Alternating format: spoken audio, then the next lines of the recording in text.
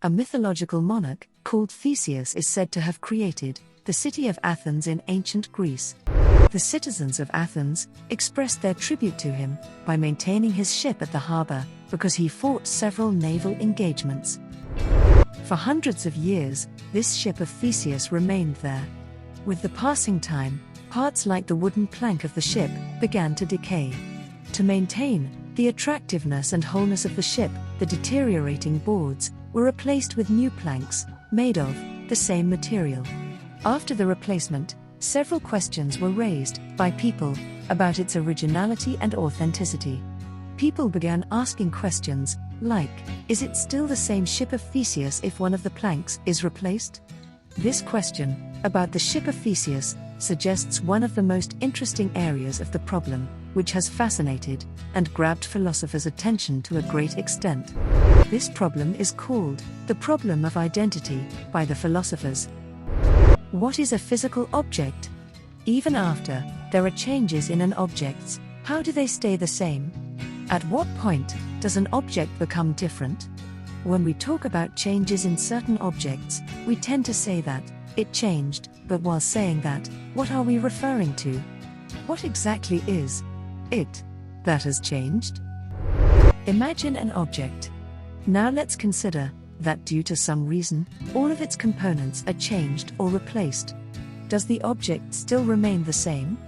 This fundamental thought, which raises such questions, has come to be called as Theseus paradox. The ship of Theseus, also known as Theseus paradox, is a thought experiment that raises the question of whether an object that has had all of its components replaced remains fundamentally the same. Let us shift from talking about old ships and start talking about people. The conversation becomes much more fascinating. Every individual evolves as time passes. From infancy until old age, we constantly keep changing. What characteristics do a 3-year-old and their 83-year-old selves share? The problem of identity is the term used to describe these philosophical issues. What characteristics characterize a specific human being? We are not the same individuals we were a few years ago. Despite this, we are still seen as the same person. On this subject, philosophers typically fall into one of many categories. Some people believe that a person is nothing but their body. We all have individual bodies, and each person might be said to be associated with their own body. We are faced with the same intractable issues as we were with the ship of Theseus and other physical items if we assume that a human person is their body. Our bodies are always changing. Old cells die and new cells are created on a regular basis. When your body sheds cells, atoms are lost as well. These atoms might then belong to someone else. Similarly, atoms from other people might become a part of your body. What about the possibility of death? Even when the body is still there, we normally conceive of death as the end of a person's existence. We sometimes say things like, "She's buried there," as if she was still alive. We also say things like, "His corpse is buried there," as though there were a distinction between him and his body. To summarize, saying that a human being is associated with their body is problematic. Another interesting school of thoughts, based on this paradox, believes that an individual is identified by their psyche and mental state. Humans are more than just their body. They are their memories, intentions, thoughts, desires, dreams, etc. In simple words, some philosophers believe that people are their mental state. Keeping this in mind, how do we explain an individual's identity if they have, for example, amnesia? The question which arises here is, are they the same individuals without their old memories, thoughts, psyche, mental state and intentions? Another aspect is that the mental states of individuals are not static.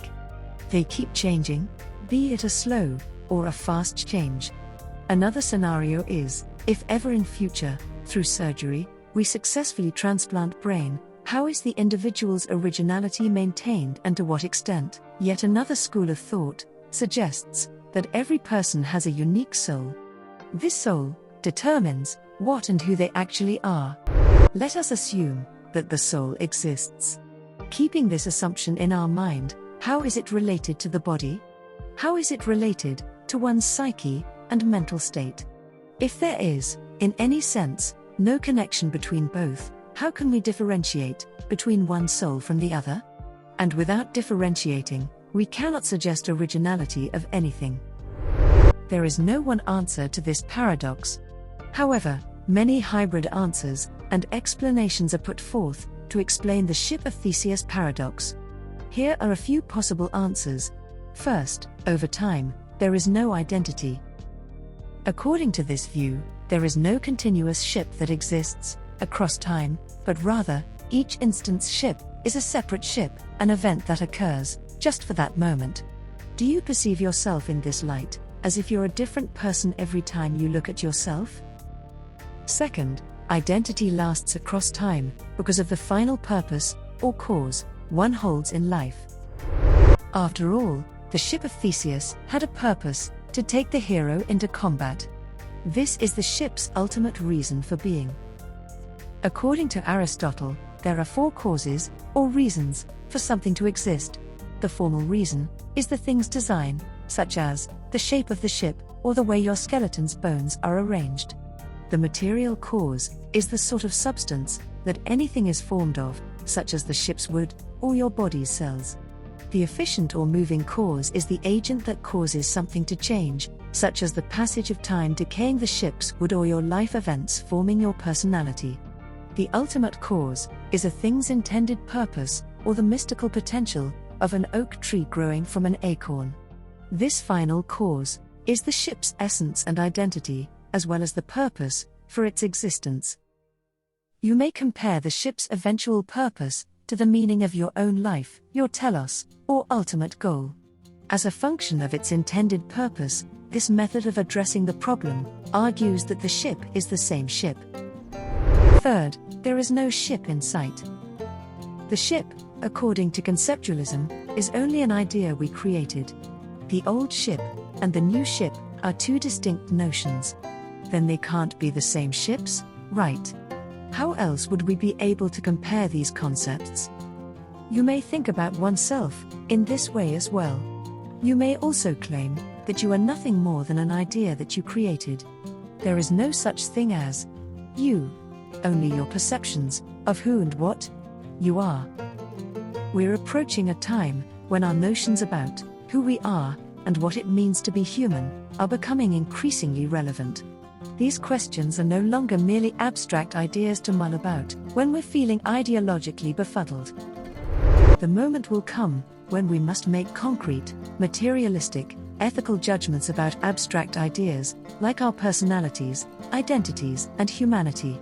When it comes to the ethics of our technology and our conscious progress as a species, we'll have to make some decisions. What would humanity's future look like if those decisions are made? Regardless of what happens with the future of science and humanity, we have to take into account our point of view on this when we make decisions in our daily lives. Our identities are inextricably linked to our ideas and actions. Our perceptions of who, what, and why we are have an impact on how we conduct our lives and how we feel about the decisions we make. What's your name? What are you doing here? What is it that makes you, well, you? Think about it, and let us know in the comments. Hope you enjoyed the video and we were able to cause an inception of a thought in your mind. Hit subscribe for more similar content. Only on Explified.